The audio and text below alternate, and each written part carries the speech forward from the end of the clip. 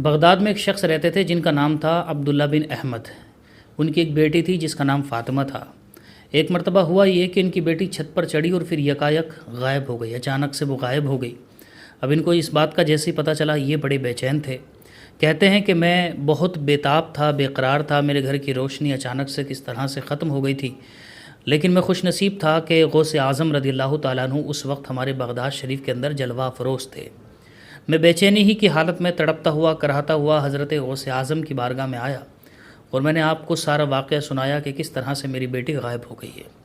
آپ نے مجھ سے ارشاد فرمایا کہ تم ایک کام کرو، تم کرخ چلے جاؤ، اور کرخ کے اندر ایک اسپیسیفک جگہ ہے، ویرانہ ہے اس ویرانے میں ایک ٹیلہ ہے، اس ٹیلے کے پاس تم بیٹھ جانا اور وہاں پہ اپنے چاروں طرف ایک دائرہ کاٹ لینا، ایک سرکل کاٹ لینا، اس کے اندر تم بیٹھ جانا۔ اس کے بعد میں تم بسم اللہ پڑھنا، بسم اللہ الرحمن الرحیم، اور اس کے بعد میں میرا تصور باندھ کر کے تم اس میں بیٹھے رہنا۔ تمہارے سامنے سے عجیب و غریب شکل کے جنات قریب سے گزریں گے، ان کو دیکھ کر کے ڈرنا مت، تم بیٹھے رہو گے، وقت بیتتا رہے گا، سحر کا وقت ہو جائے گا تو اس کے بعد میں جنات کا بادشاہ تمہارے پاس میں آئے گا، جنات کا بادشاہ تم سے کلام کرے گا، تم اس سے کلام کرنے سے کے ساتھ میں کہہ دینا کہ مجھے غوث اعظم نے، مجھے عبد القادر نے بھیجا ہے۔ یہ بات سن کر کے کہتے ہیں عبداللہ بن احمد کہ میں یہ بات سن کر کے غوث اعظم کے فرمان کے مطابق کرخ کے علاقے میں چلا گیا، کیونکہ میں اپنی بیٹی کے لیے ویسے بے تاب تھا اور اپنی بیٹی کے لیے جنات کی شکلیں دیکھنا کیا، میں دنیا کا ہر کام کرنے کے لیے تیار تھا۔ تو میں گھر سے نکلا اور پھر میں اس کرخ کے ٹیلے پر جا کر کے سرکل باندھ کر کے بیٹھ گیا۔ میں نے غوث اعظم کا تصور بھی باندھ لیا۔ غوث اعظم کے کہے کے مطابق بالکل وہاں پر ایسی بھیانک شکل کے جنات میرے سامنے سے گزرے اور مجھ کو دکھائی دیے، ایسے جنات گزرے اور خدا کی رحمت سے، خدا کے کرم سے وہ مجھ کو دکھائی دیے۔ وہ عام حالت میں نہیں دکھائی دیتے، لیکن جب اللہ تعالیٰ دکھانا چاہے، جب غوث اعظم کی نظر ہو، جب کسی بزرگ کی نظر ہو اور اللہ تبارک و تعالیٰ ان بزرگوں کے وساطت سے دکھانا چاہے تو وہ دکھا بھی دیتا ہے۔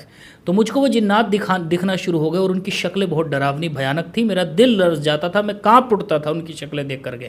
ایسا ہی وقت بیتتا رہا، یہاں تک کہ جب سحر کا وقت آیا تو ایک گھوڑے پر سوار ہو کر کے جنات کا بادشاہ وہاں پر آیا۔ باقی دنیا کو نہ دکھے، بہت ساری چیزیں دنیا کو نہیں دکھتی، لیکن بہرحال وہ ان کو دکھ رہی تھی۔ عبداللہ بن احمد کہتے ہیں کہ وہ مجھ کو دکھائی دیا اور وہ ایک گھوڑے پر سوار ہو کر کے آیا۔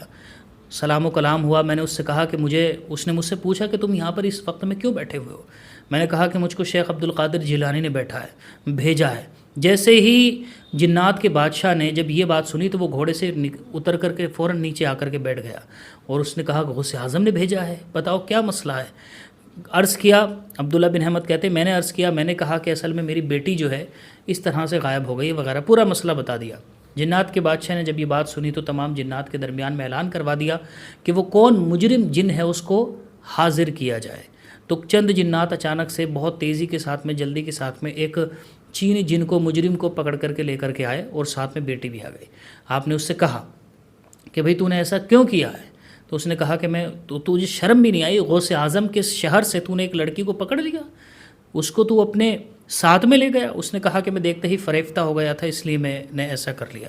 آپ نے اس کو اس جرم کے اندر اس کی گردن اڑانے کا حکم دے دیا، مطلب جو جن تھا، اس جن کی بات کروں، بادشاہ جو تھا، اس جن نے اڑانے کا حکم دے دیا، اور غوث اعظم رضی اللہ تعالیٰ عنہ کہ اس محب جن نے، اس بادشاہ جن نے کیا کیا، اس لڑکی کو اس کے حوالے کر دیا اس کے باپ کے، اور کہا، پھر اس شخص نے کہا کہ بھائی اس لڑکی کے باپ نے کہ کمال کی بات ہے، ماشاءاللہ آپ بھی غوث اعظم رضی اللہ تعالیٰ عنہ سے محبت کرتے، چاہنے والے ہیں۔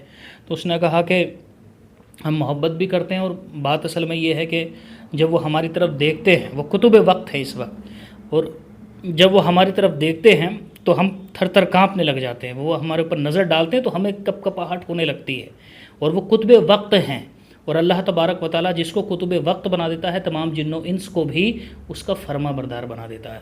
تو اس لیے یہ سب تھا۔ تو اس طرح سے وہ جو لڑکی تھی وہ آخرکار اس کے باپ کے پاس میں آ گئی، اس کو وہ مل گئی۔ اللہ تبارک و تعالیٰ ہمارے غوث اعظم رضی اللہ عنہ کا صدقہ ہم کو عطا فرمائے۔ غوث اعظم کے وسیلے سے، غوث اعظم کے صدقے سے ہمیں دنیا اور آخرت کے اندر بے شمار کامیابی عطا فرمائے، ہمارے مشکلات کو دور فرمائے۔